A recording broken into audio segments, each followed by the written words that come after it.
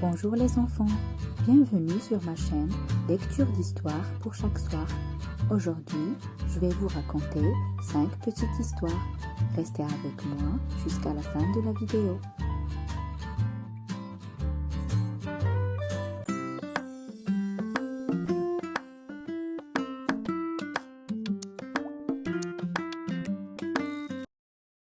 La robe d'Awa. Il était temps pour le jeune chef du village de choisir une épouse. Elle doit être travailleuse et rusée, conseilla le vieux sage. Ainsi, elle pourra t'aider à diriger les villageois. Mais comment la choisir parmi toutes les filles? Demanda le jeune chef. Selon les vieilles coutumes, tu dois épouser celle qui sera capable de t'offrir le plus beau boubou. Ainsi, toutes les jeunes femmes du village se mirent à tisser, teindre et coudre sans relâche. Toutes, sauf Awa, qui était si pauvre qu'elle n'avait aucun tissu pour faire une robe. Elle partit pleurer au bord de l'étang. Je suis pourtant aussi travailleuse et rusée que les autres filles, se plaignait Awa toute seule. Si tu dis vrai, lui dit une voix douce, alors je pourrai t'aider. Qui es-tu? Demanda Awa. Je suis l'eau de l'étang. Aide-moi à enlever toutes les feuilles mortes et la vase qui s'accumule pour que je sois à nouveau cristalline. Si tu réussis, je t'offrirai un cadeau. Awa se mit au travail. Elle fabriqua des outils très astucieux pour enlever tous les déchets de l'étang. Elle travaillait du lever du soleil jusqu'à la tombée de la nuit. Je te suis très reconnaissante, dit l'eau de l'étang à Awa. Je suis à nouveau pure comme une source de montagne. Viens te rafraîchir, tu l'as bien mérité. Awa entra dans l'eau, et lorsqu'elle en ressortit, elle portait sur elle une robe très étrange. Elle était faite d'eau. Ainsi vêtue, Awa se présenta devant le jeune chef et le sage. Voici le boubou que j'aimerais t'offrir, dit-elle, à la grande surprise de tous les villageois, dont la robe se reflétait toute la vie autour, les visages surpris des hommes et des femmes, les oiseaux, les nuages dans le ciel, les feuilles soufflées par le vent. C'est le plus beau boubou qui n'ait jamais existé, s'écria le jeune chef. C'est toi, Awa, qui deviendras ma femme.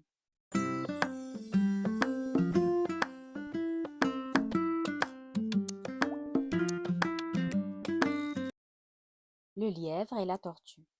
Il était une fois un lièvre qui prétendait être l'animal le plus rapide de tous. En effet, ses longues pattes lui permettaient d'atteindre de grandes vitesses. Lassé de l'entendre se vanter, la tortue lui proposa alors un défi.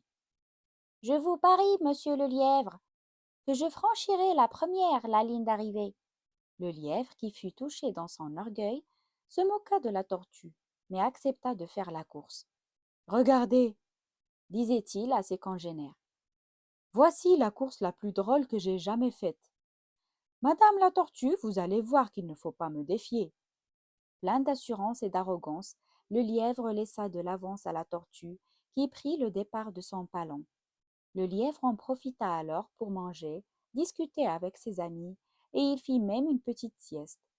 Pendant ce temps, la tortue continuait d'avancer à son rythme. Quand le lièvre se réveilla, il vit avec stupeur que son adversaire allait franchir la ligne d'arrivée. Il courut alors aussi vite qu'il put, mais ne parvint pas à attraper la tortue, qui passa la ligne d'arrivée en premier. « N'avais-je pas raison, monsieur le lièvre? À quoi vous sert de courir vite si vous n'utilisez pas aussi votre tête ?» Le lièvre, tout penaud, se rendit compte alors qu'il ne servait à rien de faire les choses précipitamment, si c'était pour ne pas les faire correctement.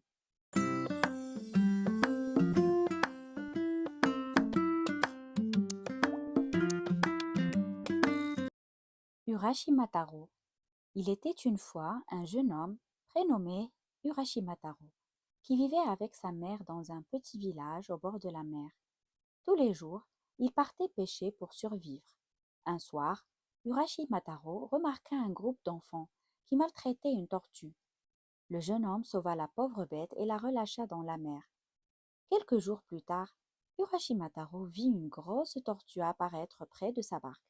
Elle lui dit « Tu as sauvé une tortue qui nous est très chère. Pour te remercier, nous t'invitons au royaume de la mer. Monte sur mon dos et n'aie aucune crainte. Accroché à la carapace de la tortue, Urashitamaro découvrit le monde merveilleux des profondeurs de la mer. Ils arrivèrent bientôt devant le plus beau des palais, où une ravissante princesse l'accueillit.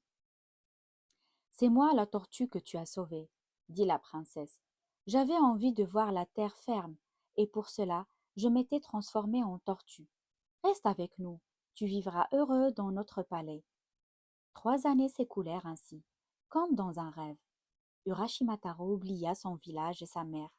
Mais un jour, le jeune homme aperçut à nouveau le monde au-dessus de la surface et fut pris de nostalgie. Rentre chez toi, lui dit la princesse attristée. Je te donne ce coffret. Ouvre-le si tu es dans le besoin. Mais une fois dans son village natal, Urashimataro eut un étrange pressentiment. Rien n'y était comme avant. Même sa maison n'existait plus. Soudain, il croisa un vieillard. Tu dis que tu t'appelles Urashimataro, mais c'est le nom du jeune garçon disparu en mer il y a 300 ans. On raconte encore cette légende dans le village. Urashimataro comprit que 3 années passées au royaume de la mer correspondaient à 300 ans sur la terre. Sa mère était donc morte depuis très longtemps. Il était si triste qu'il ouvrit le coffret de la princesse. Soudain, Urashimataro se transforma en oiseau, une grue, dont on dit qu'elle vit 1000 ans.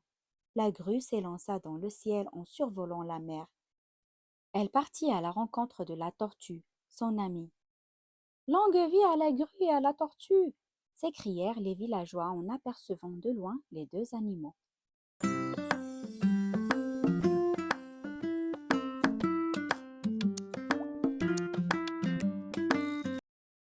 Sébaï et les lézards. Il était une fois une petite fille, Sébaï, qui aimait jouer à la plage avec les crabes. Dès qu'elle en voyait un qui sortait de sa cachette, elle lui courait après en riant. Un jour, Sébaï aperçut dans la mer une grosse noix de coco qui flottait, au gré des vagues. Voilà un nouveau jeu, se dit Sébaï. La petite fille sauta dans l'eau pour attraper la noix de coco. Soudain, les vagues devinrent de plus en plus grosses. Sébaï s'accrocha à la noix de coco de toutes ses forces, mais dériva, emportée par la mer. Le soleil était déjà en train de se coucher lorsqu'elle s'échoua sur une plage de petits galets. Elle vit alors une dizaine d'énormes lézards s'approcher d'elle. Au secours! Hurla-t-elle. Les lézards s'arrêtèrent net, surpris par le cri strident de la petite fille. Cette créature a une voix vraiment effrayante, dit l'un d'eux. Mangeons-la au plus vite, dit un autre. Attendez un peu, protesta le plus vieux. Elle pourra peut-être nous servir à quelque chose.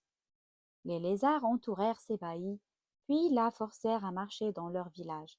Elle n'avait encore jamais vu un endroit pareil. Sur un sable très fin, d'énormes nids de brindilles abritaient des œufs. Contre toute attente, la petite fille s'habitua à ces effroyables hôtes. Elle pouvait même courir avec les bébés lézards où elle voulait.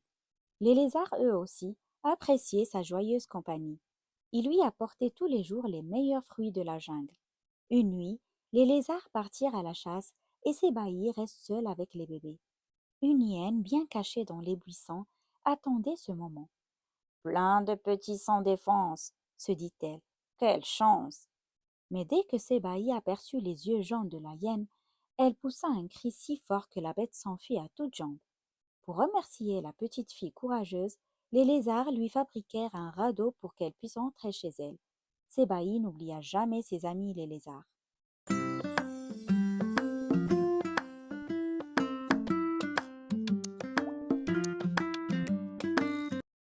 Je ne suis pas beau. Tigran était un petit tigre qui se trouvait bien laid avec ses rayures noires. Il alla chercher conseil auprès de son ami Patata le perroquet. Pourquoi es-tu si malheureux? Demanda-t-il à Tigran. J'en ai assez de mes rayures. Je voudrais m'en débarrasser. Je sais, s'écria alors le perroquet. Recouvre-les de boue. Les deux amis se précipitèrent vers la mare et Tigran se roula dans la boue fraîche. Il réussit à recouvrir toutes ses rayures. Mais lorsque sa maman l'aperçut, elle le trouva bien sale et le lava. Quand j'avais ton âge, moi aussi j'aurais aimé les effacer, lui dit-elle. Puis j'ai compris à quel point elle m'était utile. Ferme les yeux et compte jusqu'à 10. Puis essaye de me trouver. Tigran fit ce que sa maman lui avait dit. 8, 9, 10. Il se mit à sa recherche dans les hautes herbes, derrière les arbres, entre les buissons, mais elle était introuvable. Maman, où es-tu? Appela Tigran. Mais je suis là, répondit-elle en sortant d'un fourré tout près de lui. Je ne t'avais pas vu, s'exclama le petit tigre. Eh oui, les rayures oranges se confondent avec les herbes sèches, et les rayures noires se fondent dans l'ombre. C'est grâce à elles que nous nous cachons si facilement. Finalement, elles ne sont pas si laides, dit Tigran. Je vais montrer ça à Patata. Et il allait lui jouer un bon tour. Si vous aimez mes histoires, merci de mettre un petit j'aime. Pour ne pas manquer les prochaines histoires, abonnez-vous.